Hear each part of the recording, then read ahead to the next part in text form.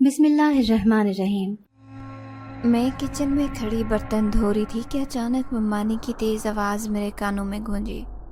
وہ اپنے اکلوتے بیکار اور نکھٹو بیٹے جمال کو بڑی محبت سے کہہ رہی تھی کہ وہ اسے جلد ہی اس کی مرضی کا مہنگا اور جدید موبائل فون ضرور دلائیں گی۔ جمال جو بچپن سے ہی اپنی ماں کا لاڈلا تھا، اب اپنی ضد میں بڑھتا ہی جا رہا تھا۔ وہ تو جیسے اپنی ماں کو اپنی ضدوں کا غلام بنا چکا تھا۔ اس بار اس نے نئے فون کی ضد میں کھانا پینا چھوڑ رکھا تھا اور ممانی کی بے بسی کا فائدہ اٹھاتے ہوئے اپنے مطالبے کو منوانے کے لیے ہر حربہ آزما رہا تھا۔ میرے ماموں جو کہ گاؤں میں کریانے کی ایک چھوٹی سی دکان چلاتے تھے، دن رات محنت کر کے بس اتنی آمدن کماتے کہ گھر کی بنیادی ضروریات کسی نہ کسی طرح سے پوری ہو جاتی۔ ان کی یہ خواہش تھی کہ وہ اپنی دکان کو ترقی دے کر زیادہ آمدنی کمانا شروع کریں، لیکن جمال کی بڑھتی ہوئی فضول خرچیوں نے ان کے خوابوں کو بھی بوجھل کر رکھا تھا۔ ہر مہینے کوئی نہ کوئی نئی فرمائش، کبھی برانڈڈ جوتے، کبھی موٹر سائیکل، اور اب یہ فون ان کے منصوبے کو ختم کر رہی تھی۔ ماموں اکثر چپ رہتے، شاید اس لیے کہ وہ اپنی بیوی اور بیٹے سے بحث سے کتراتے تھے، یا پھر ممانی کے تلخ مزاج سے خوف زدہ ہوتے۔ ممانی البتہ اپنے لختے جگر کی ہر خواہش کو اپنی زندگی کا مقصد سمجھتی۔ ان کے نزدیک جمال کی خوشی دنیا کی سب سے بڑی نعمت تھی، چاہے اس کے لیے انہیں دوسروں کے حقوق ہی کیوں نہ ماننے پڑے۔ آج بھی وہی ہو رہا تھا۔ جمال نے ضد میں آ کر کھانے سے انکار کیا تھا اور ممانی جیسے اپنی جان ہتھیلی پر رکھے اسے منانے کی کوشش کر رہی تھی۔ وہ بڑی محبت اور لاڈ سے اسے کہہ رہی تھی، بیٹا بس تھوڑا سا صبر کر لو، کل تک میں تمہارے لیے تمہارا پسندیدہ فون لے آؤں گی، لیکن تم کھانا تو کھا لو، یہ ضد تو چھوڑو ابھی۔ جمال نے نخرے میں منہ موڑا اور پھر ممانی نے اس کے لیے چکن بریانی منگوائی، وہی بریانی جس کا ذائقہ گاؤں بھر میں مشہور تھا۔ یہ دیکھ کر میرے دل میں حسرت کی ایک گہری لہر دوڑ گئی۔ ممانی کے چہرے پر موجود شفقت اور خلوص کو دیکھتے ہوئے میرا دل چاہا کہ کوئی میرے لیے بھی اس طرح فکر مند ہو، میرے لیے بھی کوئی ایسی محبت کرے، لیکن میں جانتی تھی کہ یہ صرف ایک خواب تھا جس کی تعبیر ممکن نہیں۔ ممانی کے لاڈ اور پیار نے میرے دل میں چھپی محرومیوں کو مزید ہوا دی۔ میں برتن دھوتے دھوتے سوچنے لگی کہ کاش میرے والدین زندہ ہوتے، کاش وہ حادثہ نہ ہوا ہوتا جس نے مجھے یتیمی کی دلدل میں دھکیلا۔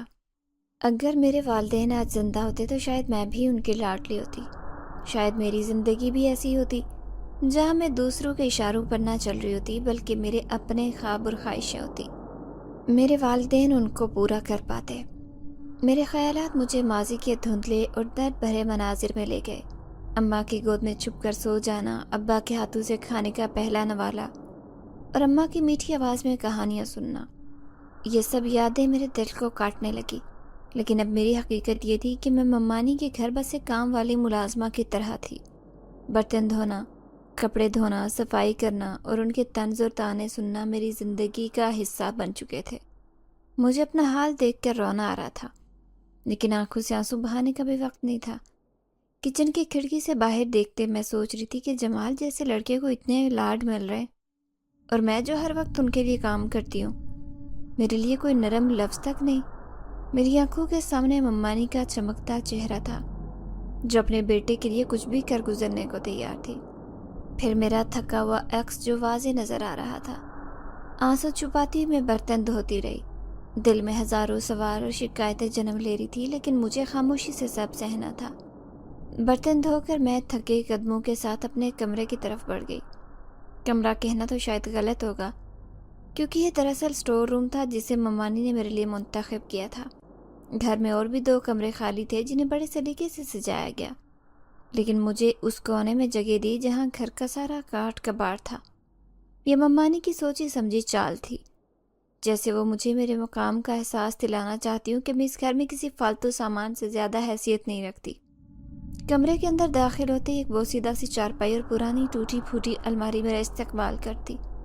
الماری میں میری اپنی ضرورت کی چیزیں جیسے کپڑے، کتابیں، چند ذاتی یادگاریں رکھی ہوئی تھی جو میرے والدین کی محبت کی آخری نشانی تھی، لیکن باقی کمرہ بے ترتیب سامان سے بھرا ہوا تھا جنہیں ہٹانے کی بھی مجھے اجازت نہیں تھی۔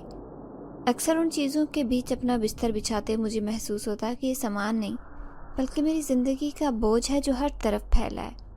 میں چارپائی پر بیٹھ گئی اور کچھ دیر کے لیے خاموشی سے اپنی سوچوں کے سمندر میں غرق ہو گئی۔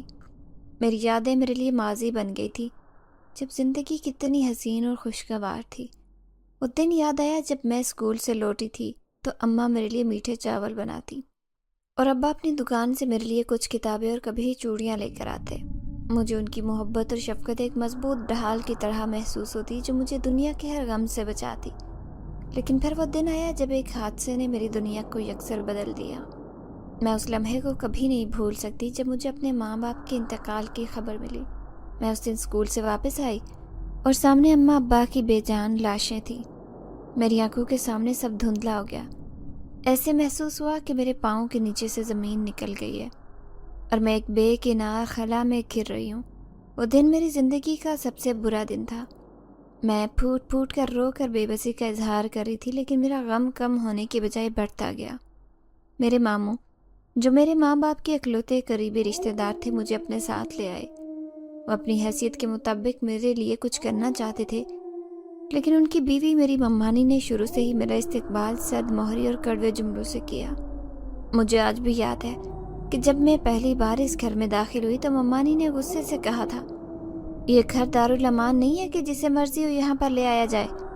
ان کے الفاظ میرے دل میں تیر کی طرح چبھے، لیکن میں خاموش رہی کیونکہ میرے پاس اور کوئی راستہ نہیں تھا۔ ممانی کے لیے یہ لڑائی نئی نہیں تھی۔ ممانی کو ان کی کمائی پر صرف اپنا اور بیٹے کا حق نظر آتا۔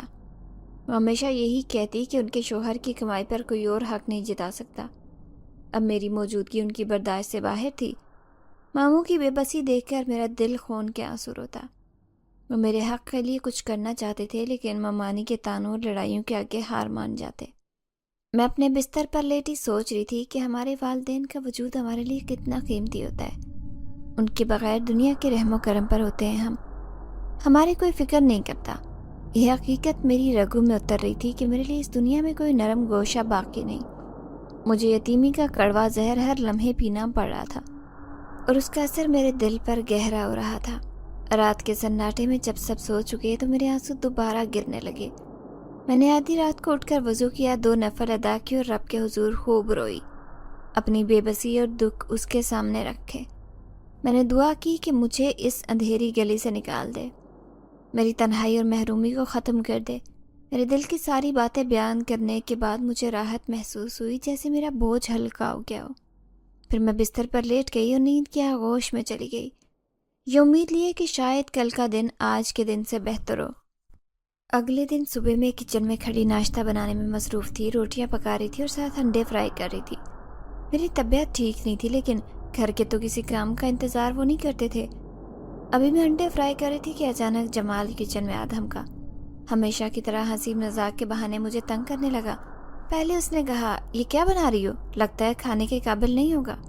میں نے جواب نہیں دیا اور کام پر توجہ رکھنے کی کوشش کی، لیکن وہ کام باز آنے والا تھا۔ میرے قریب آیا اور جان بوجھ کر میرا دوپٹہ کھینچا۔ دل چاہا کہ اسے فوراً ڈانٹ دوں، لیکن یہ جانتے ہوئے کہ ممانی ہمیشہ اس کا ساتھ دیں گی، میں نے خاموشی اختیار کی اور اسے نظر انداز کرنے کی کوشش کی۔ جمال کی یہ حرکتیں تو روز کا معمول بن چکی تھی۔ اب تو اس کی نظروں میں ایک عجیب سی بات محسوس ہونے لگتی، جیسے وہ صرف مجھے چڑھانے کے لیے نہیں بلکہ کسی اور ارادے سے ایسا کرتا ہو۔ مجھے اس کا یہ رویہ بہت ناگوار گزرتا ہے، لیکن میرے پاس کوئی راستہ نہیں تھا۔ میں نے جلدی سے ناشتہ تیار کیا، پلیٹوں میں ڈال کر کچن سے باہر نکل آئی۔ جمال جیسے کہ اس کا معمول تھا میرے پیچھے آ گیا۔ وہ ایک عامیانہ سا گانا گا رہا تھا جس کے الفاظ سن کر میرا دل چاہا کہ زمین پھٹے اور میں اس میں سما جاؤں، لیکن میری خاموشی کی آزمائش ابھی ختم نہیں ہوئی تھی۔ اچانک ممانی وہاں آ گئی۔ جمال نے فوراً اپنی ٹون بدلی۔ وہ بڑی معصومیت سے ممانی سے کہنے لگا، امی، یہ میری کوئی بات نہیں مانتی۔ میں نے اسے کتنی بار کہا ہے کہ میرا کام کر دے، لیکن میری ایک نہیں سنتی۔ یہ سن کر میری حیرت کی انتہا نہ رہی۔ جمال نے تو مجھ سے کوئی کام نہیں کہا تھا، اور ممانی کا غصہ تو جیسے آسمان کو چھونے لگا۔ وہ فوراً بولی، یہ تو شروع سے ہی ناشکری ہے۔ میں نے کہا تھا کہ اسے گھر میں لانے کا فائدہ نہیں، لیکن تمہارے ماموں کو اپنی بھانجی کے بغیر سکون نہیں تھا۔ میں نے اپنی صفائی دینے کی کوشش کی، لیکن ممانی نے ایک نہیں سنی اور سب کے سامنے خوب بے عزت کیا۔ جمال ایک طرف کھڑا بے عزتی کا تماشا دیکھ رہا تھا اور مزے سے سیب کھا رہا تھا، جیسے یہ سب اس کے لیے تفریح ہو۔ میری آنکھوں میں آنسو آ گئے، لیکن میں کسی کو دکھانے کے بجائے چپ چاپ اپنے کمرے کا رخ کیا۔ کمرے میں پہنچ کر پھوٹ پھوٹ کر رونے لگی۔ میرا دل چاہا کہ یہ درد کسی کو بتا سکوں، لیکن مجھے معلوم تھا کہ میرے پاس کوئی نہیں جو میری بات سنے۔ اپنے ٹرنک کو کھولا، اس میں رکھی ماں باپ کی تصویر نکالی۔ وہی تصویر میری واحد تسلی تھی جو مجھے یقین دلاتی کہ میں کسی کی محبت کا مرکز تھی کبھی۔ میں تصویر کو گلے لگا کر باتیں کرنے لگی، جیسے وہ دونوں مجھے دیکھ رہے ہوں۔ میں نے انہیں بتایا کہ یہاں میرے ساتھ کیا ہو رہا ہے، اور دل میں دعا کرنے لگی کہ کاش وہ دوبارہ واپس آ جائیں، مجھے اس تنہائی سے نکالیں۔ لیکن اب یہ صرف ایک خواب تھا جو کبھی پورا نہیں ہو سکتا تھا۔ اس بات کا حقیقت سے تعلق نہیں تھا کہ میرے والدین واپس آئیں گے اور مجھے گلے لگا کر چپ کروائیں گے، میرے آنسو پہنچیں گے۔ بہت دیر تک رونے کے بعد اپنی آنکھیں دوپٹے سے خشک کی، تصویر کو واپس ٹرنک میں رکھا اور منہ دھونے واش روم گئی۔ دل تو بہت کر رہا تھا کہ سب چھوڑ کر کہیں بھاگ جاؤں، لیکن جانتی تھی کہ یہ ممکن نہیں۔ واپس آئی تو دوپہر کے کھانے کا وقت قریب تھا۔ میں نے چولہا جلانے کی کوشش کی تو گیس نہیں تھی۔ ہمارے گاؤں میں گیس کی لوڈ شیڈنگ کا مسئلہ روز تھا، اور اسی وجہ سے اکثر لکڑیوں پر کھانا بنانا پڑتا۔ لکڑیوں پر کھانا بنانا نہ صرف مشکل تھا بلکہ تھکا دینے والا کام تھا۔ لکڑیوں کو جلانے کے لیے پہلے انہیں کترنا پڑتا، برتنوں پر بھی مٹی کی لیپ لگانی پڑتی تاکہ وہ کالے نہ ہوں۔ آج تو ویسے بھی مجھے بخار ہو رہا تھا، لیکن ممانی کو یہ بتانے کا فائدہ نہیں تھا کیونکہ انہیں کسی کی فکر ہی نہیں ہوتی۔ میں نے اپنی پرانی بوسیدہ چادر اوڑھی اور لکڑیاں ڈھونڈنے کے لیے گاؤں کے ویران حصے کی طرف نکل پڑی۔ بخار کی شدت کی وجہ سے میرا ہر قدم بوجھل ہو رہا تھا۔ تھوڑی دور چلنے کے بعد مجھے ایک سنسان جگہ پر خشک جھاڑیاں اور چند درخت نظر آئے۔ میں نے سوچا کہ ان جھاڑیوں سے بھی کام چل سکتا ہے۔ درخت کاٹنے کے لیے میرے پاس کوئی اوزار نہیں تھا، اس لیے جھاڑیاں گٹھی کرنا ہی مناسب سمجھا۔ میں آہستہ آہستہ چلتی وہاں پہنچی اور جھاڑیاں جمع کرنے لگی۔ بخار کی شدت کی وجہ سے میرا سر چکرانے لگا اور میں وہیں زمین پر بیٹھ گئی۔ میرے ہاتھ کانپ رہے تھے اور آنکھوں کے آگے دھند سے چھا گئی۔ اچانک ایک اجنبی لڑکا وہاں پہنچا۔ وہ بھی شاید لکڑیاں جمع کرنے آیا تھا۔ اس نے قریب آ کر پوچھا، کون ہو تم؟ یہاں اس حالت میں کیا کر رہی ہو؟ تمہارا چہرہ بہت اترا ہوا لگ رہا ہے، کیا تم بیمار ہو؟ مجھے اس وقت سمجھ نہیں آ رہا تھا۔ میں نے مدھم آواز میں کہا، مجھے بہت تیز بخار ہے اور مجھے گھر جانا ہے، لیکن میں یہاں سے اکیلی نہیں جا سکتی، کیا تم مجھے میرے گھر چھوڑ سکتے ہو؟ لڑکے نے نرمی سے کہا، پریشان مت ہو، میں تمہیں تمہارے گھر پہنچاؤں گا، لیکن مجھے یہ بتاؤ تمہیں کیا کسی اور چیز کی ضرورت ہے، پانی یا کچھ اور؟ میں نے نفی میں سر ہلایا اور وہ فوراً میری مدد کے لیے جھک گیا۔ اس کے رویے کی نرمی اور ہمدردی میرے لیے غیر متوقع تھی۔ مجھے لگا جیسے زندگی میں پہلی بار کسی نے میری فکر کی ہو۔ پھر اچانک پتہ نہیں کیا ہوا، میں بے ہوش ہو کر وہیں گر پڑی۔ اس کے بعد ہوش آیا تو میں اپنے صحن میں تھی۔ میری نظر سامنے پڑی تو وہ لڑکا میرے قریب موجود تھا۔ مجھے دیکھتے ہی دھیمے لہجے سے بولا، شکر ہے تم ہوش میں آ گئی ہو، تمہیں بخار کی شدت سے ہوش نہیں آ رہا تھا اور میں تمہیں یہاں لے کر آیا ہوں۔ میری یادداشت دھندلا رہی تھی، لیکن اتنا یاد آیا کہ میں جھاڑیاں گٹھی کر رہی تھی اور طبیعت بگڑنے کی وجہ سے وہیں بیٹھ گئی۔ اس کے بعد کیا ہوا مجھے یاد نہیں تھا۔ میں حیرانی اور گھبراہٹ کے عالم میں لڑکے کو دیکھنے لگی۔ صحن میں مکمل خاموشی تھی، جس کا مطلب تھا کہ اس وقت گھر پر کوئی نہیں۔ یہ سوچ کر میری پریشانی مزید بڑھ گئی۔ میں نے فوراً اس لڑکے سے کہا، تمہیں یہاں نہیں ہونا چاہیے، اگر کسی نے دیکھ لیا تو بڑا تماشا بنے گا۔ میری بات سن کر وہ تھوڑا ہچکچایا، جیسے اسے میری حالت پر ترس آ رہا ہو، لیکن میں نے اپنی بات دہرائی، دیکھو میں اب ٹھیک ہوں، تم فوراً یہاں سے چلے جاؤ۔ میری گھبراہٹ اور کمزور آواز نے اسے قائل کر لیا۔ جانے سے پہلے میرے ہاتھ دوائی کی شیشی تھمائی اور کہا، یہ لے لو، تمہاری طبیعت بہتر ہوگی۔ پھر وہ جلدی سے باہر نکل گیا۔ اس کے جانے کے بعد میں نے سکون کا ایک لمبا سانس لیا۔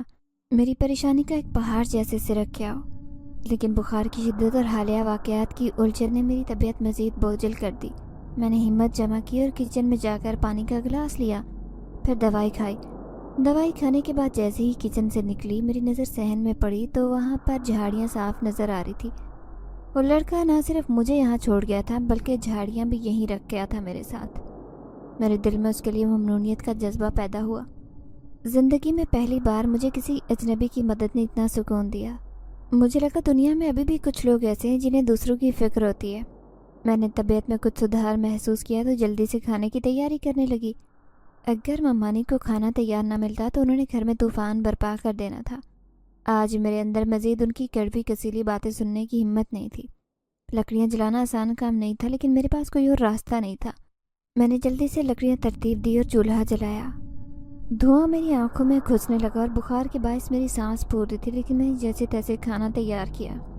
बर्तनों पर मिट्टी की लेप लगाना और धुएं से बचने की कोशिश करना, सब कुछ मुझे बहुत थका देने वाला लग रहा था। फिर भी मैंने हिम्मत नहीं हारी और खाना पकाना मुकम्मल कर लिया। अभी मुझे कुछ ही देर हुई थी कि मम्मानी घर वापस आ गई और दरवाजे से अंदर दाखिल हुई और गुस्से से बोली, ये क्या हाल बनाया हुआ है घर का, खाना तैयार है या नहीं? मैंने फ़ौरन पानी का गिलास उन्हें पकड़ाया और कहा, जी मम्मानी, खाना तैयार है। मम्मानी ने पानी का गिलास लिया, लेकिन उनकी नज़रें किचन की तरफ थी जहाँ धुएं के आसार बाकी थे। उसी वक्त साथ वाली पड़ोसन की सहन से मुश्तरका दीवार से झांक कर आवाज़ आई, अरे बहन, ज़रा सा कटोरी में सालन दे दो, बच्चों ने फरमाइश की है, हमारे यहाँ तो अभी कुछ नहीं बना। मम्मानी को ये बात नागवार गुजरी। उन्होंने सर्द लहजे में जवाब दिया, हमारे यहाँ भी गैस नहीं है, कुछ नहीं बना अभी। पड़ोसन ने फ़ौरन कहा, ये क्या कह रही हो बहन, अभी तो तुम्हारी भांजी लकड़ियाँ जला कर खाना बना रही थी, मैंने खुद देखा था। पड़ोसन की बात सुनकर मम्मानी का गुस्सा आसमान को छूने लगा। वो फ़ौरन कमर पर हाथ रखकर बोली, तुम हर वक्त हमारी टॉप में क्यों रहती हो? हमें क्या पकाना है, क्या खाना है, तुम्हें जानने की ज़रूरत नहीं। पड़ोसन भी कहाँ चुप रहने वाली थी, उसने ताबड़तोड़ जवाब दिया, अरे मेरी फिक्र छोड़ो, इस बेचारी बच्ची पर रहम खाओ, जिससे दिन रात खाने पकवा पकवा कर तुम खाकर मोटी होती जा रही हो, खुद तो किसी काम को हाथ नहीं लगाती। तुम लोगों ने इस मासूम पर जुल्म की इंतहा की हुई है, तौबा है। ये सुनकर मम्मानी का गुस्सा मज़ीद बढ़ गया। उनकी आवाज़ ऊंची होती जा रही थी और वो पड़ोसन को ताने देने लगी। पड़ोसन भी कहाँ पीछे हटने वाली थी, वो भी उनके ताने का दुगना जवाब दे रही थी। उन दोनों की लड़ाई पूरे मोहल्ले में सुनाई दे रही थी। मुझे अंदाज़ा हो गया कि ये झगड़ा तवील होने वाला है। मैंने मौका गनीमत जाना और वहाँ से खिसक गई। मेरी तबीयत पहले ही ख़राब थी। उन दोनों की कड़वी कसीली बातों को मज़ीद सुनने की हिम्मत नहीं थी। मैं कमरे में जाकर लेट गई, लेकिन सहन से लड़ाई की आवाज़ें अब भी सुनाई दे रही थी। ये लोग तो शायद पूरी रात लड़ने वाले थे। मुझे इस बात का सुकून था कि इस बार उनकी तोपों का रुख मेरी तरफ नहीं था। अगले दिन जब मेरी तबीयत संभली तो मैं सुबह के वक्त छत पर चढ़ गई। सूरज अभी आसमान पर पूरी तरह से चमकना शुरू नहीं हुआ था और हल्की सी ठंडक बाकी थी। मैंने सामने नज़र दौड़ाई तो उसी पड़ोसन की बेटी शाजिया मुझे अपनी छत पर नज़र आई। शाजिया और मेरा ताल्लुक़ बचपन से अच्छा था। हालांकि उसकी माँ और मम्मानी की हमेशा से तू मैं रही थी, लेकिन हम दोनों ने कभी अपने ताल्लुकात को उन झगड़ों से मुतासिर नहीं होने दिया। शाजिया एक शरारती और बातूनी लड़की थी, जिसकी बातों में हमेशा एक अजीब सी खुशबू होती, जो हमेशा मेरे दुखों को चंद लम्हों के लिए कम कर देती। हमारी घरों की छतें मिली हुई थी और ज़्यादातर तो लड़कियां छतों पर कपड़े धोने या गपशप करने या फिर सिर्फ वक्त गुजारने के बहाने आती। शाजिया ने अपनी छत की दीवार फलांगी और सीधी मेरे पास आ गई। मैं जानती थी कि मम्मानी उस वक्त घर में नहीं थी, शायद किसी हमसाई के घर गई थी, इसलिए हम दोनों बेफिक्री से बातें करने लगी। शाजिया मेरे करीब बैठ गई और फ़ौरन अपनी ख़ास आदत के मुताबिक बोलने लगी, सूफिया, तुम्हारा दिल यहाँ तंग नहीं होता? तुम्हारी मम्मानी तो तुम्हें एक पल का भी सुकून नहीं देती। अगर मैं तुम्हारी जगह होती तो यहाँ से कब की भाग चुकी होती। शाजिया के सवाल पर मेरा दिल भर आया।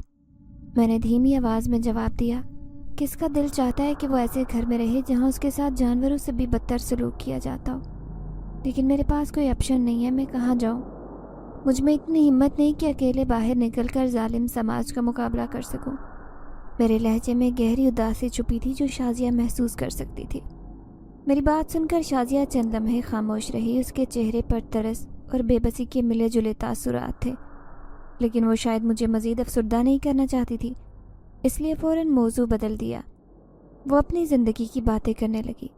जानती हो मेरा मंगेतर मुझसे कितना प्यार करता है, वो मेरी हर छोटी बड़ी बात का ख्याल रखता है। अभी कल ही मेरे लिए खूबसूरत दुपट्टा लाया जो मैंने बाज़ार में देखा था। मुझे तो लगता है मैं दुनिया की सबसे खुशकिस्मत लड़की हूँ। शाजिया की बातें सुनते मेरा दिल कहीं गहराई में डूब गया। मुझे उसकी खुशनसीबी पर रश्क आया। वो कितनी खुशकिस्मत थी कि उसके माँ बाप न सिर्फ ज़िंदा थे बल्कि उसका ख्याल भी रखते। इसके अलावा उसे एक ऐसा हमसफ़र मिल रहा था जो उससे मोहब्बत करता, उस पर जान निछावर करता। मेरे दिल में अजीब सी ख्वाहिश जागी, काश कोई मेरे साथ भी इस तरह पेश आता, मेरी तकलीफ़ को समझता, सहारा बनता। शाजिया की बातें सुनते मैं अपने ख्वाबों में खो गई। मुझे महसूस हुआ कि शायद कहीं कोई शख्स है जो मेरी ज़िंदगी में आएगा। مجھے اس جہنم سے نکالے گا، لیکن فوراً ہی حقیقت کا جھٹکا لگا۔ ممانی کی آواز میرے کانوں میں گونجی۔ وہ باہر سے آ کر بلند آواز میں کچھ کہہ رہی تھی۔ میں نے گھبرا کر شازیہ سے کہا، تم فوراً یہاں سے چلی جاؤ، ممانی نے تمہیں دیکھ لیا تو قیامت آ جائے گی۔ شازیہ فوراً کھڑی اور اپنی چھت کی طرف بھاگنے لگی۔ اس کی چستی حیران کن تھی۔ وہ ہرن کی طرح چھلانگیں لگاتی اپنی چھت پر کود گئی۔ میں نے سکون کا سانس لیا، لیکن فوراً نیچے بھاگی۔ نیچے پہنچی تو ممانی صحن میں کھڑی ہانپ رہی تھی۔ ان کے چہرے پر تھکن اور غصے کے آثار واضح تھے۔ شاید وہ کسی جھگڑے کے بعد واپس آئیں۔ مجھے اندازہ تھا کہ اگر انہیں ذرا بھی شک ہوا کہ میں نے شازیہ سے بات کیا تو وہ آسمان سر پر اٹھا لیں گی، اس لیے خاموشی سے ان کے قریب گئی، پانی کا گلاس لے آئی۔ دل میں دعا کر رہی تھی کہ وہ شازیہ کے بارے میں نہ جان سکے۔ میں نے پانی کا گلاس دیا، اس نے جلدی سے پیا اور بولی، آج اس کے گھر والے دعوت پر آ رہے ہیں، میں کھانے کی تیاری کروں۔ میں نے ممانی سے ڈرتے کہا کہ اس وقت تو گیس نہیں ہوتی، اتنا کھانا کیسے بنے گا؟ ممانی کو تو تب چڑھ گئی، کہنے لگی کہ میرے ہاتھ ٹوٹے کیا جو میں لکڑیوں پر نہیں پکا سکتی۔ اس نے مجھ سے کہا کہ میں جاؤں اور گاؤں سے کہیں بھی جہاں سے لکڑیاں ملتی ہیں لے آؤں اور ابھی سے کھانے کی تیاری کروں۔ میں بے دلی سے نکلی اور اسی ویران جگہ چلی گئی جہاں سے اس دن جھاڑیاں لی تھی۔ آج وہاں بہت خاموشی تھی، کوئی پرندہ بھی نہیں پھٹک رہا تھا۔ اس خاموشی میں مجھے عجیب سا خوف محسوس ہوا۔ میں نے جلدی سے جھاڑیاں گٹھی کی کہ وہی نوجوان سامنے نظر آیا۔ مجھے دیکھ کر فوراً میری طرف آیا، میری طبیعت کا پوچھا۔ میں نے کہا کہ اب ٹھیک ہوں۔ وہ مجھے کہہ رہا تھا کہ مجھے اس کی مدد کی ضرورت ہے کیا؟ میں نے نفی میں سر ہلایا۔ میری نظریں اس کا جائزہ لے رہی تھی۔ وہ اچھا خاصا کڑیل مضبوط نوجوان تھا، اس کی داڑھی نہیں تھی لیکن ہلکی مونچھیں اس کے چہرے کو پرکشش بنا رہی تھی۔ میں دلچسپی سے اسے دیکھے جا رہی تھی کہ اچانک احساس ہوا کہ وہ بھی میری طرف دیکھ رہا ہے۔ میں نے فوراً جھاڑیاں اٹھائی اور اس سے کہا کہ میں چلتی ہوں۔ وہ بولا کہ میں اس جگہ نہ آیا کروں، یہ بہت خطرناک ہے، یہاں بہت سارے خطرناک حشرات پائے جاتے ہیں۔ میں نے خاموشی سے سنا اور واپسی کے راستے پر چل پڑی۔ جب تک میں نظروں سے اوجھل نہیں ہوئی وہ کھڑا رہا اور مجھے اس کی نگاہوں کی تپش دور تک محسوس ہوئی۔ گھر آ کر میں نے محنت سے کھانا بنایا۔ لکڑیوں پر کھانا پکانے کی وجہ سے میری آنکھوں میں جلن ہو رہی تھی۔ میں اپنے اسٹور نما کمرے میں چلی گئی۔ ابھی مہمانوں کے آنے میں وقت تھا، اس لیے کمر سیدھی کرنے کی غرض سے وہاں گئی۔ میری آنکھوں کے سامنے اس کڑیل نوجوان کا سراپا آ گیا۔ میں دل میں سوچنے لگی، اس کے وجود کی طرح اس کا نام بھی خوبصورت ہوگا۔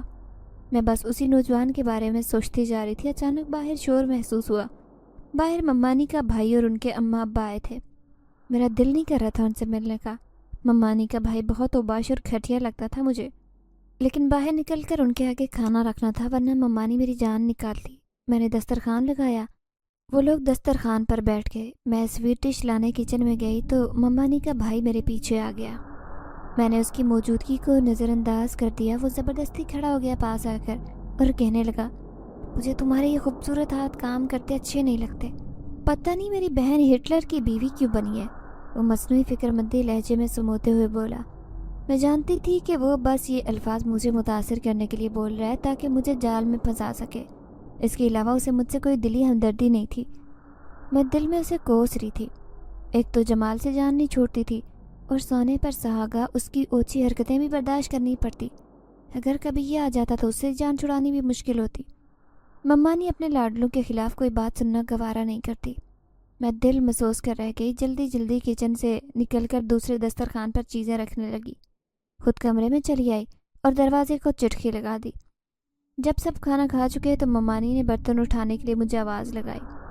میں برتن اٹھا کر کچن میں دھونے لگی کہ اچانک ممانی کی جہیز کا برتن میرے ہاتھوں سے ٹوٹ کر نیچے گر گیا۔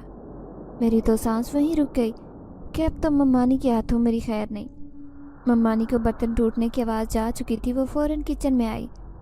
اس نے جب ٹوٹا برتن دیکھا تو آؤ دیکھا نہ تھا، فوراً میرے منہ پر تھپڑ لگا دیا۔ اسی وقت ممانی کا بھائی ہمارے سر پر پہنچ گیا۔ مجھے اس کے سامنے اپنی بہت بری طرح انسلٹ محسوس ہوئی۔ میرا دماغ سائیں سائیں کرنے لگا، آنسوں کی لڑی آنکھوں سے بہتی میرے کپڑوں میں جذب ہو رہی تھی۔ میں ساکت و جامد کھڑی اپنے وجود کی بے بسی پر اشک بہار تھی۔ مجھے نہیں پتا کہ کیا کیا ممانی بولے جا رہی تھی۔ میں بس ساکت کھڑی تھی۔ کچھ دیر بعد ممانی بول کر چلی گئی تو ممانی کا بھائی میرے ساتھ ہمدردی کے بہانے میرے گال چھونے لگا تو مجھے ہوش آیا۔ میں نے اس کا ہاتھ زور سے جھٹکا اور بھاگ کر کمرے میں چلی گئی۔ وہاں جا کر خوب روئی۔ پوری رات رو کر میری آنکھیں سوج گئی۔ صبح تک طبیعت خراب ہو چکی تھی۔ صبح جب باہر نکلی تو ماموں کو میرے چہرے سے اندازہ ہوا کہ پوری رات روتی رہی ہوں، لیکن ماموں بھی ممانی کے آگے کچھ بول نہیں سکتے تھے۔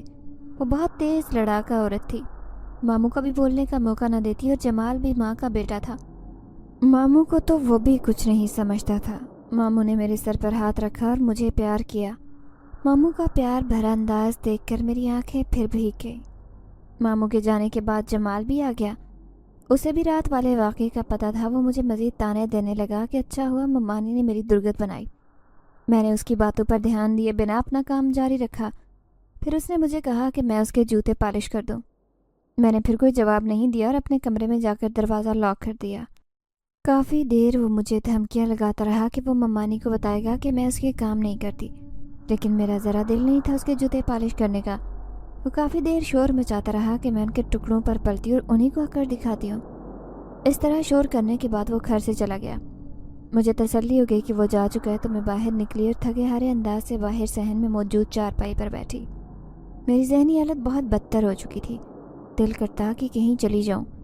میں اللہ سے شکوے کرنے لگی کہ رازق تو صرف وہی ہے، انسان تو بس وسیلے ہیں، لیکن پھر بھی اس قدر ذلیل کیوں کرتے ہیں۔ کچھ دیر تک میں ایسے ہی اللہ کے اس کے بندوں کی شکایتیں اس سے کرتی رہی، پھر اٹھی اور اپنی پرانی چادر اوڑھ کر باہر نکل گئی تاکہ میرا دل کچھ اچھا ہو۔ میں اسی ویرانے میں چلی گئی، اس امید پر کہ شاید وہ لڑکا مجھے وہاں مل جائے۔ میں کچھ دیر وہاں بیٹھی رہی، لیکن خاموشی کے سوا کچھ نہیں تھا۔ وہاں بہت عجیب سا سناٹا تھا جو روح کو لرزا رہا تھا۔ میں وہاں سے اٹھ کر دوبارہ واپسی کے راستے پر چلنے لگی کہ اچانک ایک کتا بھونکتا آیا۔ وہ میرے پیچھے دیکھ کر بھونک رہا تھا، لیکن وہاں کچھ نہیں تھا۔ میں نے کافی بار ادھر ادھر مڑ کر دیکھا، پر کوئی بندہ بشر نظر نہیں آیا۔ مجھے یاد آیا کہ جانور تو دوسری مخلوق کو دیکھ کر اکثر بھونکتے ہیں۔ مجھے خوف محسوس ہونے لگا۔ یہی سوچ لرزانے کے لیے کافی تھی کہ کوئی دوسری مخلوق بھی یہاں موجود ہے۔ میں تو پہلے انسانوں کے ظلم و ستم سے تنگ آئی تھی اور کوئی عذاب گلے میں نہیں ڈالنا چاہتی تھی۔ یہ سب سوچیں میرے دماغ پر چل رہی تھی کہ اچانک مجھے اسی نوجوان کی آواز آئی۔ اسے دیکھ کر میرے حلق میں جان آئی۔ میں نے سکون کی سانس بھری۔ وہ مجھے کہنے لگا کہ میں نے تمہیں منع کیا تھا کہ یہاں اکیلے نہیں آؤ۔ میں جھجکتے ہوئے بولی کہ میں اس سے ملنا چاہتی تھی، اس لیے آئی ہوں۔ وہ بولا ابھی وہ میرے ساتھ کہیں اور چلے۔ وہ مجھے بتا دے گا کہ اگر مجھ سے ملنا ہوا تو کیسے ملا جا سکتا ہے۔ اس کے پرکشش چہرے پر جاندار مسکراہٹ تھی۔ میرا دل اسے دیکھ کر الگ کے بل اچھل رہا تھا۔ کل کی سارے دن کی اداسی اور ذلت کا احساس ایک من چاہے انسان کی موجودگی میں غائب ہو چکا تھا۔ وہ میرے ساتھ آہستہ سے چلنے لگا۔ میرا دل کیا کہ وہ ساری زندگی یوں ہی میرے ساتھ چلے اور یہ سفر ختم نہ ہو۔ میرے چہرے پر بکھرتے خوبصورت رنگ وہ بہت غور سے دیکھ رہا تھا۔ اس نے مجھ سے کہا کہ میں کیا سوچ رہی ہوں۔ میں لفظوں میں اسے کچھ نہیں کہہ سکی، بس نفی میں سر ہلا دیا، لیکن اسے میرے ہر انداز کا پتہ چل رہا تھا۔ اس طرح چلتے وہ مجھے میرے گھر تک لے آیا۔ اس نے کہا کہ اب مجھے گھر جانا چاہیے۔ میں نے اس سے اس کا نام پوچھا تو وہ بولا میرا نام دلاور ہے۔ میں نے کہا کہ وہ کہاں رہتا ہے؟ وہ بولا کہ اسی ویرانے کے پاس میرا گھر ہے۔ میں دل میں حیران ہوئی کہ وہ جگہ تو بالکل سنسان ہے، اس کے آس پاس تو کوئی گھر نہیں۔ میرے دل میں خیال آیا کہ شاید وہ مجھے گھر کا پتہ نہیں بتانا چاہتا۔ میرا دل تھوڑا برا ہوا۔ تب اس نے کہا کہ جب بھی اس کا نام لوں وہ آ جائے گا۔ مجھے اس کی بات پر یقین نہیں آیا۔ مجھے لگا کہ وہ مذاق کر رہا ہے۔ پھر مزید کچھ کہے بنا چلا گیا۔ اتنی دیر میں شاسی آ گئی۔ وہ مجھ سے پوچھنے لگی کہ میں اکیلی کھڑی کس سے باتیں کر رہی تھی۔ پہلے تو میں گھبرا گئی کہ اس نے دلاور کو میرے ساتھ دیکھ لیا تو کیا سوچے گی کہ میں کتنی بد چلن اور آوارہ لڑکی ہوں۔ مجھے اپنا الگ خشک ہوتا محسوس ہوا۔ میں نے بمشکل تھوک نکلا۔ اس نے پھر مجھ سے کہا کہ میں وہاں اکیلی کھڑی خود سے کیا باتیں کر رہی تھی۔ پھر اس کے سوال پر میں نے غور کیا تو مجھے سمجھ آئی کہ اسے وہاں دلاور نظر نہیں آ رہا تھا۔ میں نے اسے کہا کہ کوئی نہیں، میں بس کھڑی خود سے باتیں کرتی ہوں۔ اس کو ٹال کر گھر کے اندر آئی۔ میرے ذہن میں بہت سارے اندیشے گردش کرنے لگے۔ میں نے کڑیاں ملانی شروع کی، جیسے وہ کہہ رہا تھا کہ اس کا گھر ویرانے کے پاس ہے اور اس کا نام لوں تو وہ آ جائے گا، اس کا مطلب وہ انسان نہیں۔ یہ خیال آتے ہی میرا ہاتھ اپنے سینے پر چلا گیا۔ میرے دل میں خوف پیدا ہوا۔ پھر ذہن خود ہی دل کو مطمئن کرنے لگا کہ اس نے مجھے نقصان نہیں پہنچایا بلکہ میری مدد کی ہے۔ شاید اسی طرح اللہ نے اسے میری مدد کے لیے بھیجا ہے۔ یہ سوچ کر میرے دل کو تسلی ہوئی۔ اگلے دن اجمل گھر سے بیٹ لے کر کہیں جا رہا تھا۔ اس نے ممانی کو کہا کہ آج اس کا میچ ہے تو وہ گھر لیٹ آئے گا۔ میں تو ویسے بھی اس کی گھر میں غیر موجودگی پر شکر ادا کرتی۔ ممانی کا آج کہیں جانے کا ارادہ نہیں تھا، وہ گھر پر ہی تھی۔ میں کام سے فارغ ہو کر اپنے کمرے میں چلی گئی۔ وہاں جا کر میں نے سوچا کہ کیوں نہ میں دلاور کو آواز دوں۔ میں نے ہلکی آواز میں 4-5 دفعہ اس کا نام لیا تو وہ میرے کمرے میں حاضر ہوا۔ میں صحیح معنوں میں اچھل پڑی۔ وہ مجھے اچھلتا دیکھ کر مسکرانے لگا۔ میں نے آنکھیں پھاڑتے ہوئے اس سے کہا کہ اس نے مجھے پہلے کیوں نہیں بتایا کہ وہ ایک انسان نہیں ہے؟ وہ بولا تمہیں پتہ لگ تو گیا ہے، اس لیے اس بات کو چھوڑو کہ پہلے کیوں نہیں بتایا۔ وہ مجھ سے میرا حال احوال پوچھنے لگا، پھر اس نے مجھ سے میرے گھر والوں کے بارے میں پوچھا۔ میں نے اسے بتایا کہ میں ماموں کے گھر رہتی ہوں، میرے ماں باپ اس دنیا میں نہیں۔ ان کے ذکر پر میری آنکھوں میں آنسو آ گئے۔ وہ بولا میں دکھی نہ ہوں، وہ ہمیشہ میرے ساتھ رہے گا۔ اس کی بات کے جواب میں آنسو کے ساتھ ہنس پڑی۔ اس دوران ممانی کی آواز آ گئی۔ میرے جواب نہ دینے پر وہ مجھے کوسنے لگی۔ دلاور بولا لگتا ہے تمہاری ممانی تمہارے ساتھ اچھا سلوک نہیں کرتی۔ میں بولی ہاں ایسے ہی ہے، اب مجھے ان کی بات سننی ہے، تم جاؤ پھر ملاقات ہوگی۔ میرے کہنے پر وہ چلا گیا۔ میں نے اٹھ کر ممانی کی بات سنی، بلکہ وہ مجھے کام کے ساتھ صلواتیں بھی سنا رہی تھی۔ آج موڈ اچھا تھا اس لیے ممانی کی باتوں پر غور نہیں کیا۔ شام کو ماموں بھی گھر آ چکے، لیکن جمال اب تک نہیں لوٹا تھا۔ شام ہوتے ہی کسی نے زور سے دروازے پر دستک دی۔ ماموں نے دروازہ کھولا تو سامنے جمال کا دوست کھڑا نظر آیا۔ اس کے چہرے سے صاف لگ رہا تھا کہ اس کے رنگ اڑے ہوئے ہیں۔ اس نے ماموں کو بتایا کہ جمال جن لڑکوں سے کرکٹ کھیل رہا تھا وہاں ان کی آپس میں لڑائی ہوئی اور اجمل اور اس کے دوستوں نے غصے میں فائرنگ کر دی۔ گولی ایک لڑکے کے کندھے کو چھو کر گزری ہے، وہ لڑکا بچ گیا، لیکن اس کے گھر والوں نے جمال اور اس کے دوستوں کے خلاف پرچہ کٹوا دیا ہے، پولیس انہیں تھانے لے گئی ہے۔ ماموں فوراً باہر نکل گئے۔ ممانی نے واویلا کرنا شروع کر دیا کہ کس منوز کی نظر لگ گئی۔ ساتھ ہی ان کا دھیان میری طرف چلا گیا کہ یقیناً میری نظریں ان کے بیٹے کو کھا گئی۔ انہوں نے میرے اگلے پچھلے خاندان کو صلواتیں سنا کر ایک کر دیا۔ پورے گاؤں میں یہ خبر آگ کی طرح پھیل چکی تھی۔ ایک دوڑتے ہمارے گھر ممانی کے ساتھ ہمدردی کرنے آ گئی تو میری جان چھوٹی۔ میں وہاں سے کھسک گئی اور اپنی چارپائی پر لیٹ گئی۔ مجھے کوئی افسوس نہیں تھا کہ جمال کو پولیس لے گئی، بلکہ اچھا ہی ہوا تھا۔ کاش پولیس اس کی خوب پٹائی کرے تاکہ اس کی عقل ٹھکانے آ جائے۔ اتنی دیر میں دلاور میرے پاس آ گیا۔ اسے دیکھتے ہی میرے چہرے پر رونق آ گئی۔ وہ مجھ سے پوچھ رہا تھا کہ کیا میری ممانی میرے ساتھ اچھا سلوک نہیں کرتی۔ میں نے اسے ساری تفصیل بتائی کہ کیسے میری ممانی مجھ پر ظلم کرتی ہے اور اس کے بیٹے جمال کو بھی بہت ناپسند کرتی ہے۔ دلاور کو یہ سن کر بہت غصہ آیا۔ وہ بولا تمہاری ممانی کو تم میں ایسا مزہ چکھاؤں گا کہ اس کی عقل ٹھکانے آ جائے گی۔ میں ڈرنے لگی۔ نہیں نہیں رہنے دو۔ وہ بولا میں ساری زندگی کیا ایسے ہی ڈرتے ہوئے گزاروں گی؟ وہ ممانی کو سبق سکھانا چاہتا تھا۔ میں نے اسے کہا کہ ان کا لاڈلا سپوت پہلے ہی جیل کی ہوا کھا رہا ہے، ان کے لیے اتنی سزا کافی ہے۔ میں دلاور سے باتیں کر رہی تھی کہ اچانک ممانی کمرے میں آ گئی۔ مجھے مشکوک نظروں سے دیکھ رہی تھی کہ میں کس سے باتیں کرتی ہوں۔ میں گھبرا گئی۔ پھر مجھے خیال آیا کہ ممانی تو دلاور کو دیکھ ہی نہیں سکتی۔ میں ممانی کو بولی کہ میں کسی سے بات نہیں کر رہی تھی، انہیں غلط فہمی ہوئی ہے۔ دلاور خاموشی سے ہماری گفتگو سن رہا تھا۔ ممانی ایسے ہی کھوجتی ہوئی نگاہوں سے چلی گئی۔ ان کے جانے کے بعد میں نے دلاور کو کہا کہ وہ وہاں سے چلا جائے۔ ماموں کچھ گھنٹوں بعد گھر آئے تو ممانی فوراً ان کے سر پر پہنچ گئی کہ کیا بنا۔ ماموں تھکے ہارے بیٹھے، ان کے منہ سے صاف ظاہر ہو رہا تھا کہ ان کی کمر ٹوٹ گئی ہے۔ وہ ممانی کو کہنے لگے کہ اگر تم نے اس کی اچھی تربیت کی ہوتی آج یوں اس کی وجہ سے کورٹ کچہری کے دھکے نہ کھاتا۔ ممانی خود کو قصوروار ٹھہرانے کی بجائے واویلا مچانے لگی۔ ماموں ممانی کا رونا دھونا سن کر تپ گئے۔ وہ غصے میں ممانی سے بولے اپنا رونا دھونا بند کرے اس سے پہلے کہ وہ کچھ سخت قدم اٹھائیں۔ میں نے آج سے پہلے ماموں کو غصے میں نہیں دیکھا۔ ممانی بھی ڈر گئی۔ میں نے آگے بڑھ کر ماموں کو پانی دیا۔ ماموں کی حالت دیکھ کر مجھے ان پر ترس آیا۔ وہ مجھ سے معافی مانگنے لگے کہ میرے ساتھ اس گھر میں ظلم ہو رہا ہے، شاید اسی کی سزا ہے، لیکن ممانی کے چہرے سے صاف ظاہر تھا کہ انہیں کسی قسم کا پچھتاوا یا ملال نہیں۔ میں نے ماموں کو تسلی دی کہ جمال جلد آئے گا، پریشان مت ہو۔ ماموں کہنے لگے کہ پولیس بہت پیسے مانگ رہی ہے، ہمارے پاس اتنے پیسے نہیں۔ تمہاری ممانی اور جمال نے کوئی پیسہ سیو نہیں کرنے دیا، ان دونوں کو بس اپنی عیشی اور آرام کی فکر تھی۔ میرے پاس اس گھر کے سوا کچھ نہیں، اگر یہ بھی بیچ دیا تو کہاں جائیں گے؟ اس بڑھاپے میں جگہ جگہ کے دھکے کھانے کی ہمت نہیں۔ ماموں دکھ اور کرب سے بول رہے تھے۔ ممانی آج خلاف توقع خاموش تھی۔ کچھ دیر بعد ممانی سے بولے کہ وہ جمال کی ضمانت نہیں کروائیں گے، اچھا ہے کچھ عرصہ رہ کر اس کی عقل ٹھکانے آئے گی۔ ممانی تڑپ کر بولی کہ ان کا سارا زیور بیچ کر چاہے کچھ بھی کر کے اس کو چھڑوائیں، ورنہ پولیس اسے مار مار کر اس کا کچھ نہیں چھوڑے گی۔ لیکن ماموں نہیں مان رہے تھے۔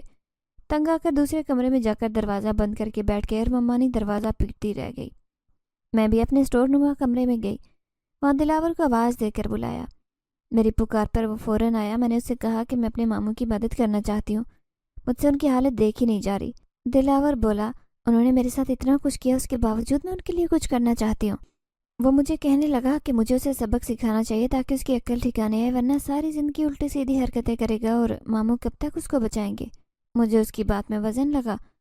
ادھر ادھر کی بات کرنے کے بعد وہ مجھے کہنے لگا کہ میں اسے بہت حسین لگتی ہوں۔ اس نے آج تک میری جیسی حسینہ نہیں دیکھی۔ اپنی تعریف سن کر میرے چہرے پر حیا کے رنگ بکھر گئے۔ وہ بہت شوق سے مجھے دیکھنے لگا۔ میں شرم سے اپنا منہ چھپانے لگی اور وہ بے اختیار ہنس پڑا۔ میں نے تکیہ اس کی طرف پھینکا جسے اس نے کیچ کر لیا۔ اس طرح ہنستے مسکراتے رات بیت گئی۔ اگلے چند دن تک ضمانت نہیں ہوئی۔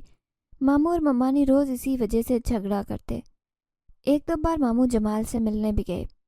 پیسہ نہ ملنے کی وجہ سے جمال پر پولیس والوں نے بہت جھوٹے کیس ڈال دیے تھے۔ اس کو خوب مارا پیٹا۔ وہ بہت رو رہا تھا اور ماموں سے اس کی حالت دیکھی نہیں جا رہی تھی۔ گھر آ کر ماموں کی طبیعت خراب ہو گئی۔ ڈاکٹر کو بلایا۔ اس نے کہا کہ ان کا بی پی شوٹ کر گیا، انہیں کسی طرح کی ٹینشن نہ ہو، لیکن ٹینشن سے جان چھوٹنا ناممکن تھا۔ ممانی کی ذہنی حالت بھی خراب ہوتی جا رہی تھی۔ مجھے ان سب پر بہت ترس آ رہا تھا۔ انہوں نے چاہے جتنا بھی ظلم مجھ پر کیا تھا، اس کے باوجود ان کی یہ حالت مجھ سے دیکھی نہیں جا رہی تھی۔ ایک دن میں دلاور کے سامنے رونے لگ گئی۔ میں نے اس سے کہا کہ میرا بائک گھر بیچ کر میں ماموں کو فوراً رقم دیتی ہوں تاکہ وہ جمال کو چھڑوا لیں۔ وہ کہنے لگا کہ اس کو تب تک ادھر رہنے دو جب تک وہ سدھر نہیں جاتا۔ میں نے اس سے کہا کہ میں بس یہی چاہتی ہوں کہ وہ سدھر جائے، بس ماموں اور ممانی کی حالت مجھ سے نہیں دیکھی جاتی۔ وہ کہنے لگا انسان کو اتنا نرم دل بھی نہیں ہونا چاہیے۔ وہ مزید کہنے لگا کہ کیا میں جمال کو دیکھنا چاہوں گی؟ وہاں پولیس والے اس کے ساتھ کیا سلوک کر رہے ہوں گے؟